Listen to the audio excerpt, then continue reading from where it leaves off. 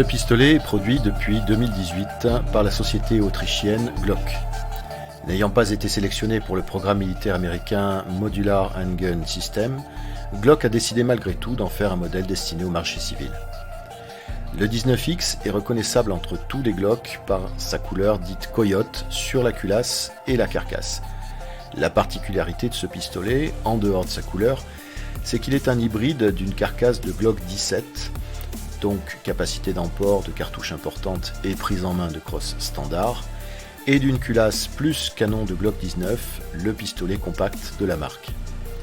L'arme est fournie avec 2 dos de crosse de 2 types différents, soit 4 dos de crosse différents. On a du médium et large, avec ou sans queue de castor. Ces dos de poignet sont très faciles à interchanger pour trouver une prise en main optimale de l'arme. Comme à l'accoutumée chez Glock, le canon et la culasse sont en acier, alors que la carcasse est en polymère. D'ailleurs, on peut noter que l'extrémité de la culasse et de la carcasse ont été chanfreinées pour faciliter le rengainé de l'arme. 3 chargeurs en polymère aux couleurs de l'arme sont fournis, un de 17 coups et 2 de 19 coups avec talonnette. L'arme est chambrée en 9 mm parabellum. La longueur du canon est de 98,3 mm.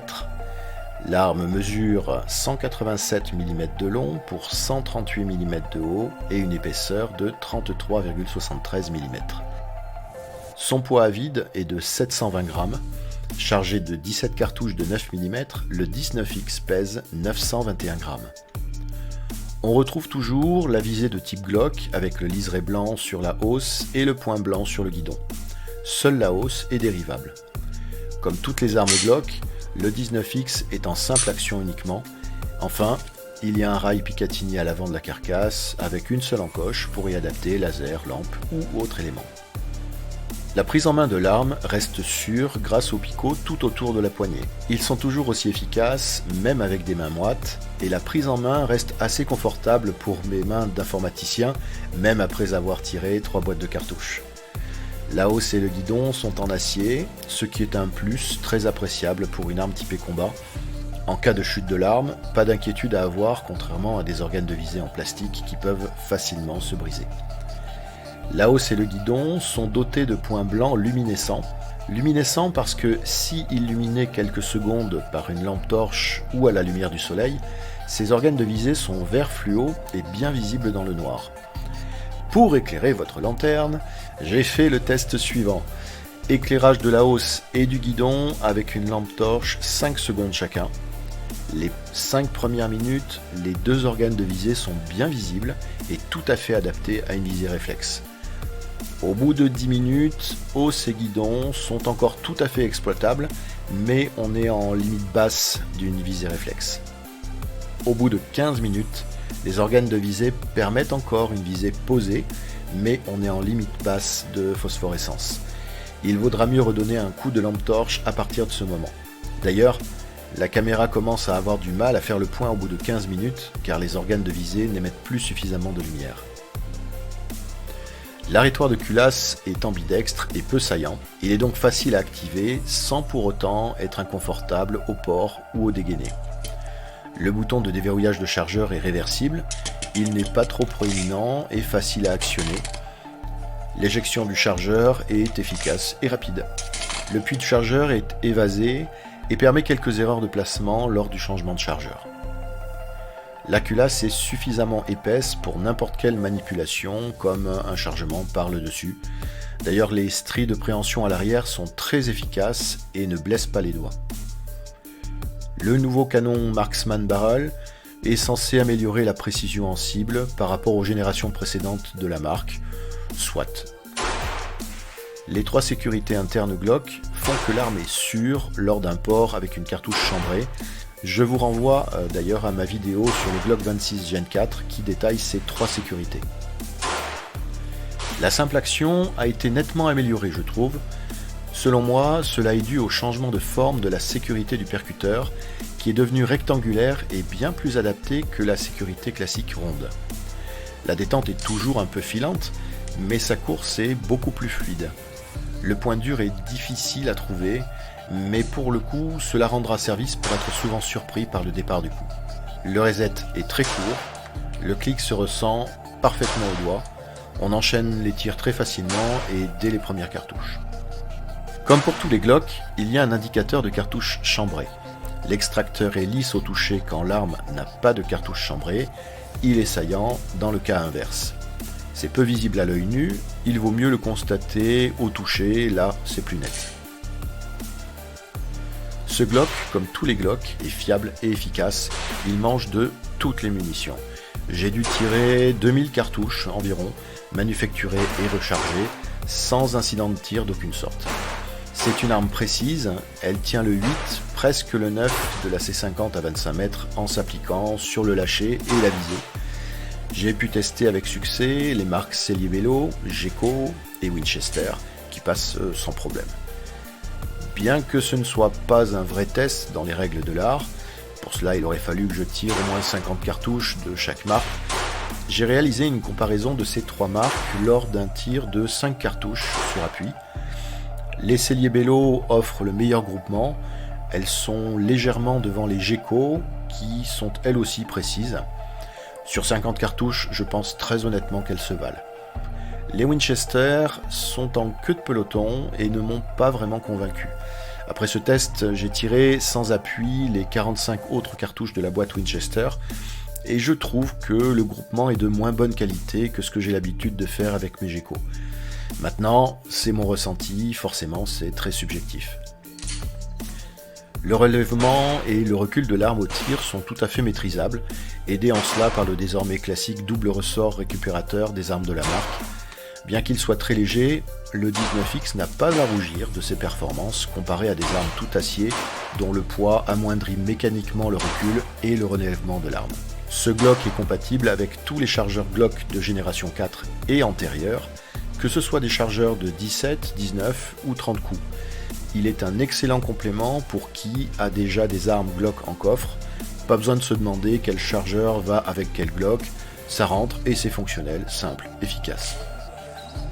C'est une arme exemplaire de légèreté, même approvisionnée de 17 cartouches, elle reste bien en dessous du kilo.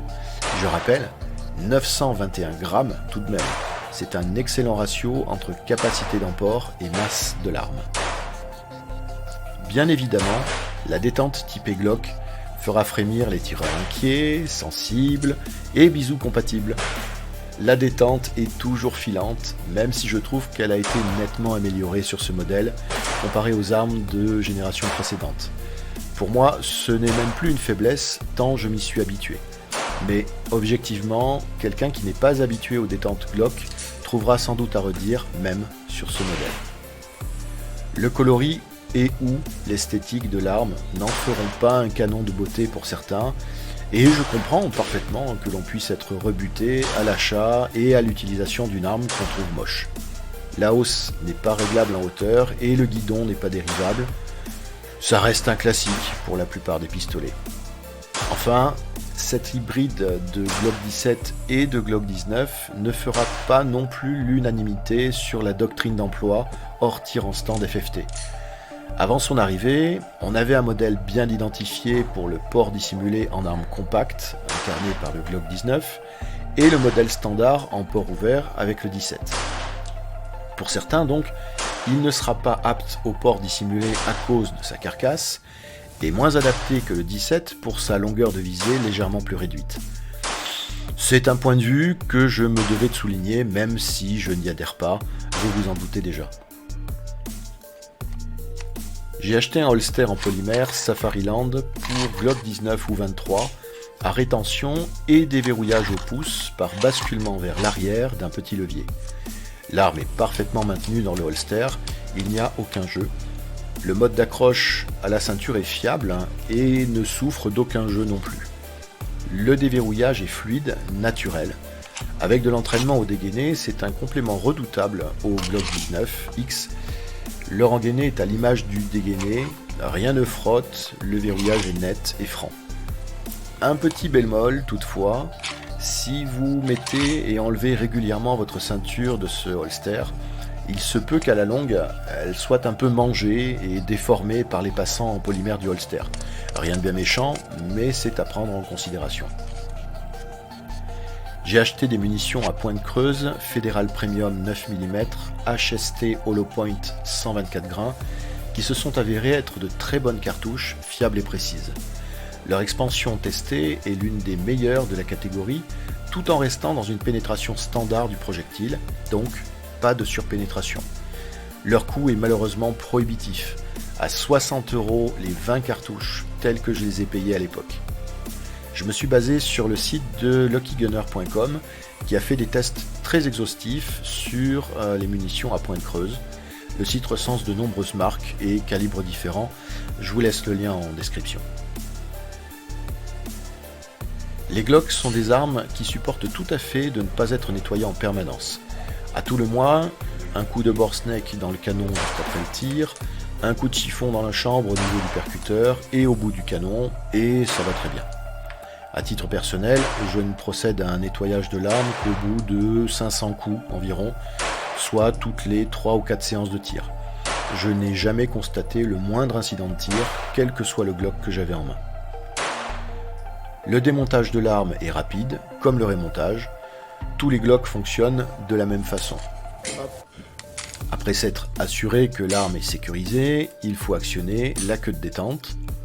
Ensuite, placez votre main sur la carcasse de façon à pouvoir faire reculer la culasse légèrement d'une seule main. Avec l'autre main, abaissez les deux ergots de part et d'autre à l'avant de la carcasse.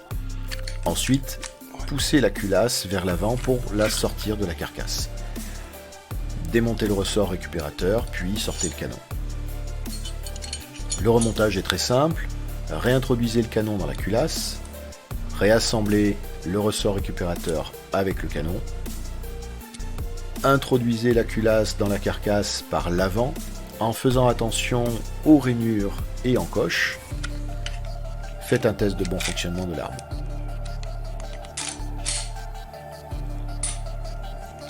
Je n'ai pas trouvé d'amélioration notable en précision du nouveau canon Marksman Barrel par rapport à l'ancien canon polygonal. Le canon est sans doute d'excellente qualité, comme les anciens canons de la marque d'ailleurs, mais de là à dire que la précision est désormais radicalement meilleure, c'est un pas marketing que je ne franchirai pas. J'aime beaucoup les dos de poignée avec queue de castor, la dissimulation est légèrement amoindrie, c'est vrai, mais le chausset de l'arme est particulièrement confortable. Les empreintes de doigts sur la carcasse ont disparu, et même si j'aimais bien ces adjonctions sur les modèles Gen 4 de la marque, elles ne me manquent finalement pas tant que ça. L'arme est très agréable au tir et elle reste précise. Les manipulations de la culasse sont aisées. L'utilisation de ce Glock 19 a même sonné la fin de la sortie du coffre de mon Glock 17 Gen 4. Non pas que ce dernier soit mauvais, mais le 19X a aujourd'hui nettement ma préférence. Autant pour le tir sportif, mon CZ SP01 Shadow reste ma Rolls, mais ce Glock 19X vient tout de suite en second dans ce cadre précis. Allez, on va spéculer et rêver un peu.